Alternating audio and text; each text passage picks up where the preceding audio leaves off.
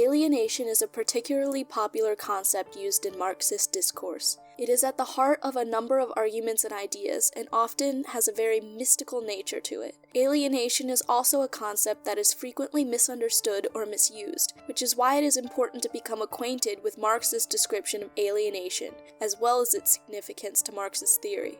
In today's video, we will go back to Marx in order to understand what he meant by alienation. We will then consider some of the subsequent implications Marx's concept of alienation presents. Lastly, we will go over a general critique of alienation.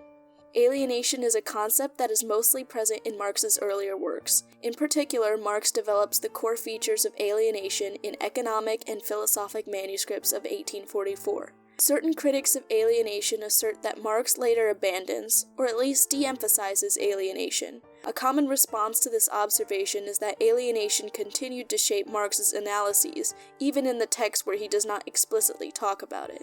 So, what is alienation?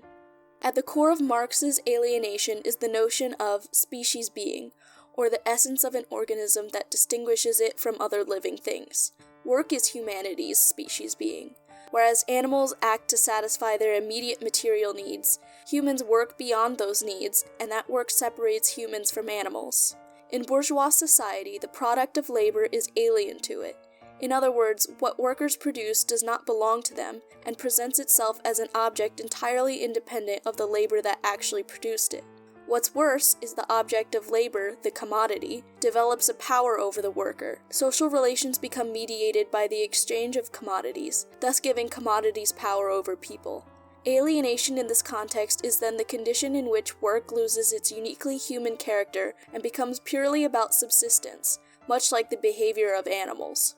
The work is not freely engaging his or her physical mental capacity. Work is forced, a means of survival, not by any account the ultimate manifestation of human potential.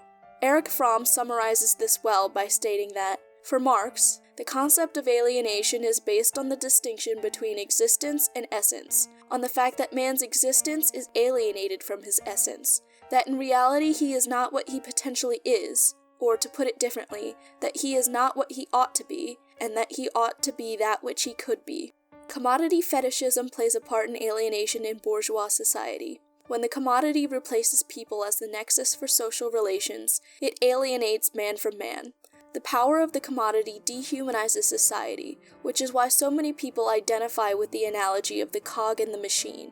Marx's point was precisely that regardless of our position in society, we are cogs in the machine, whether we buy or sell. At work we produce commodities that we part with, whose fate we have no clear knowledge of once they are shipped off. In the supermarket, we walk around exchanging one commodity, money, for another, goods. What is even more unfortunate is just how much power these objects have over our lives. We produce commodities in exchange for the universal commodity, which we then use to consume commodities that we want or need.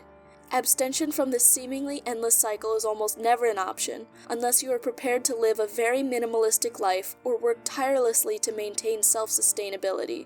One important thing to keep in mind is the fact that alienation is not a feature exclusive to the capitalist mode of production. Alienation has existed throughout history of class society, but reached its peak under capitalism.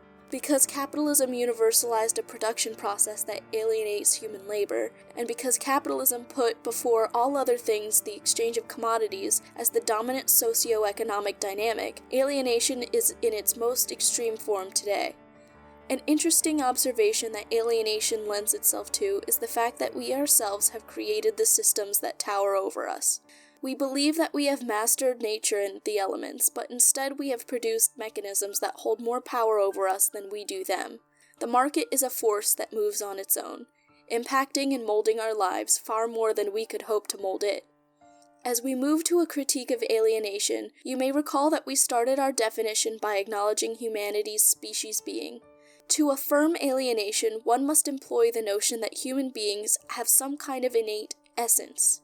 Certain anti-humanist thinkers have rejected the assumption that people really have an essence, arguing that much of what we call essential is instead a reflection of specific systems, conditions, experiences, and relationships. Is there really an ideal state for human beings? If there is, how could we possibly identify or define it? Why should we believe that human essence is centered around creative work as opposed to any number of existential paradigms?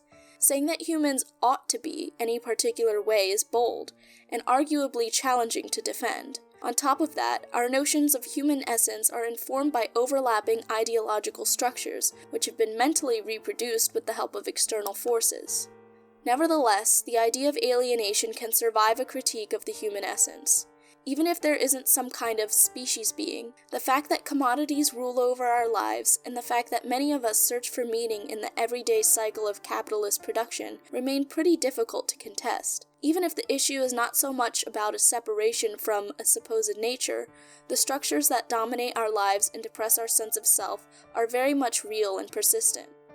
With that, we can conclude our discussion of alienation. Hopefully this video has helped you better understand what alienation means in the context of Marxist theory. Many thanks to the people supporting on Patreon. Your monthly contributions have already made a world of difference and will continue to improve the quality of content. Thanks for watching, and until next time, remember, the philosophers have only interpreted the world in various ways. The point is to change it.